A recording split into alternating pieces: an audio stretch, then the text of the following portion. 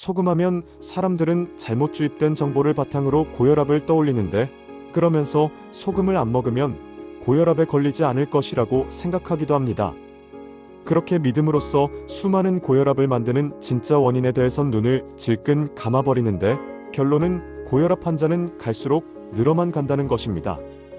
연일 매스컴에서 잘못된 정보를 바탕으로 하여 소금이 고혈압의 원인이라고 주장하면서 소금을 줄여라, 소금을 줄이면 고혈압은 사라진다 라고 하면서 잘못된 정보를 나열합니다. 소금이 과연 고혈압의 원인일까요? 소금이 고혈압과 관련이 있다고 주장하는 사람들은 다음의 질문에 제대로 된 답을 해야 할 것입니다. 짠 바닷물 속에 사는 물고기는 고혈압에 왜 걸리지 않을까요? 고염도의 염호에 사는 생물은 어떻게 생존이 가능할까요? 혈압과 가장 연관이 높은 심장을 왜 염통이라고 부르는 것일까요? 옛날에는 저염을 권장하지도 않았는데 왜 고혈압 환자가 많지 않았을까요?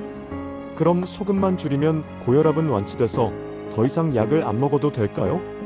한번 걸리면 평생 약을 먹어야 하는 고혈압 환자는 소금을 안 먹으면 그 고통에서 해방이 될까요? 결론적으로 이야기하면 소금은 고혈압과 별 관련성이 없습니다. 오히려 좋은 소금을 먹으면 혈압이 내려갑니다. 소금이 고혈압과 관련이 있다고 주장하는 사람의 주장은 크게 몇 가지로 나뉩니다. 첫째는 선진국의 논문 발표를 인용하면서 선진국 학자들이 그렇게 주장하고 있으니 무조건 그렇다고 하는 겁니다. 그들이 인용하는 근거 몇 가지를 들어보면 다음과 같습니다. 최초로 논한 논문은 1904년 아메리카의 본자드 박사의 고혈압 감염 요법을 실시해서 효과가 있었다라는 논문입니다. 하지만 이것은 그다지 문제를 만들지 않는 초보적인 것이었습니다. 본격적으로 소금을 고혈압과 연결시킨 논문은 전후 아메리카의 다르 박사에 의한 일본의 시, 도, 군, 읍별 식염 섭취량과 고혈압의 발생률을 조사한 결과 고혈압은 염분의 과잉 섭취가 원인이라고 주장하는 잘못된 논문에서 시작이 되었습니다. 나중에 좀 더 상세하게 그 논문 내용을 불악별로 나누어 조사한 결과 염분 섭취량이 많아도 고혈압이 되지 않은 불악이 많이 존재하는 것과 염분 섭취량이 적은 불악이라도 고혈압 불악이 많다는 것을 알고 음식물과의 관계를 다시 조사한 결과 백미 섭취량이 고혈압의 범인이라고 하는 주장도 나왔지만 발표 내용은 수정되지 않고, 또한 그 논문은 아직도 일부 소금 반대 의학자들에 의해 유용하게 인용이 되고 있는 실정입니다. 그 다음에 나온 논문 중에서 많이 인용되는 것은 1953년 아메리카의 메네리 박사가 행한 실험을 들 수 있습니다.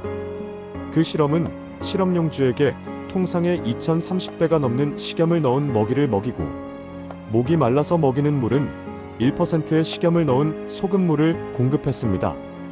식염 1%라고 하는 것은 쥐의 혈액 중의 염분 농도에 가까운 것입니다. 다시 말하면 소금물을 마실 물로 공급한 것입니다. 그렇게 치사량을 넘는 소금을 2중 3중으로 먹인 실험을 6개월 동안 지속한 결과 실험쥐 10마리 중 4마리가 고혈압이 되어 죽었습니다.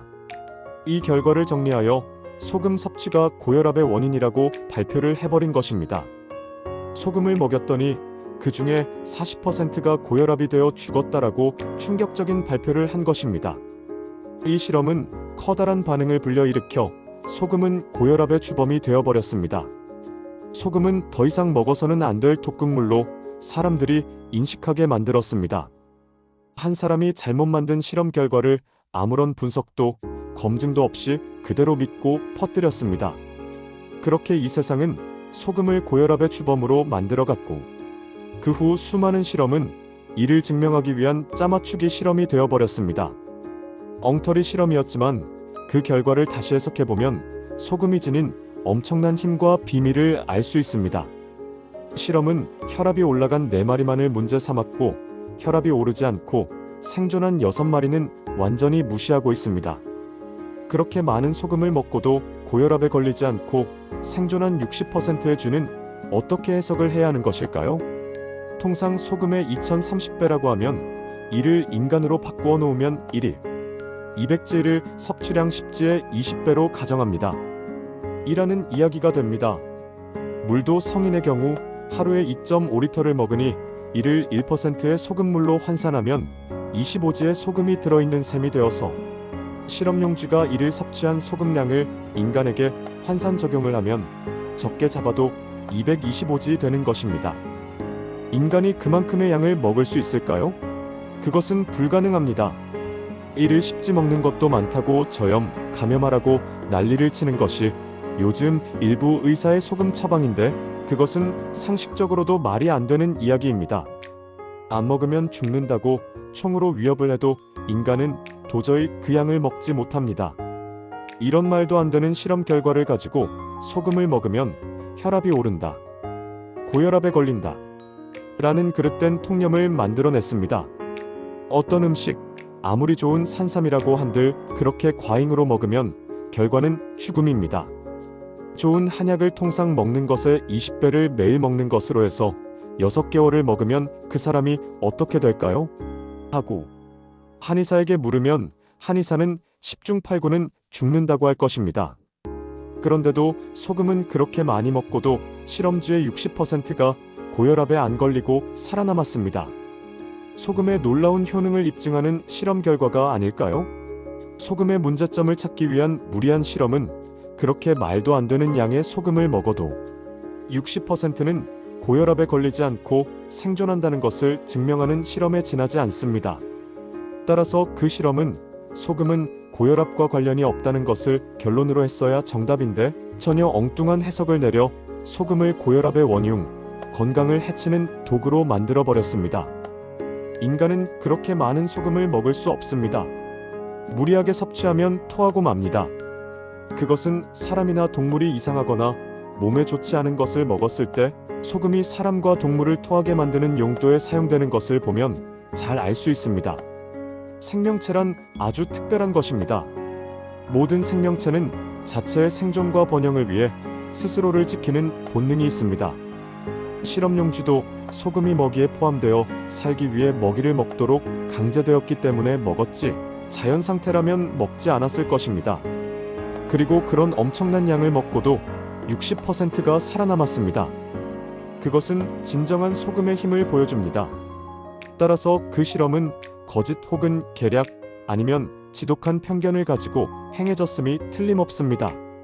치사량에 가까운 소금을 강제로 먹여놓고 그 결과 죽었으니 소금 때문이고 고혈압으로 죽었다고 하는 것은 처음부터 이야기가 되지 않는 억지 주장입니다. 실험은 이런 진실을 고려하지도 않고 자기가 원하는 결과에 억지로 짜맞추어 소금이 고혈압의 원인이라는 결과를 만들어낸 것에 불과합니다. 그리고 많은 사람들은 지금도 여과 없이 그 결과를 받아들이고 있고 오랜 세월이 흘렀음에도 불구하고 잘못한 실험 결과는 지금도 수정되지 않고 있습니다. 소금이 고혈압과 관계가 있다는 두 번째 논리는 다음에 근거하고 있는데요. 소금을 먹으면 이를 희석하기 위해 물을 먹게 되니 혈압이 오르게 된다는 것입니다. 즉 혈액 속에 소금이 많게 되면 몸은 이를 희석하기 위해 물을 필요로 하게 되고 결과적으로 물이 혈액 속에 과잉으로 들어와서 혈액량이 증가하게 되고 그 결과 혈압이 증가하게 된다고 이야기합니다.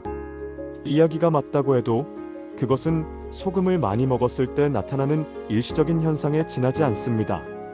그리고 이 주장은 먹는 소금은 모두 몸으로 흡수된다는 가정하에 전개되고 있는데 논리적으로는 이상이 없어 보여도 과연 그럴까요?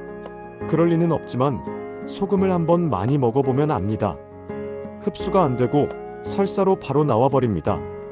만약 소금을 먹어 피의 양이 늘어나서 고혈압이면 혈압 강화제는 필요가 없습니다.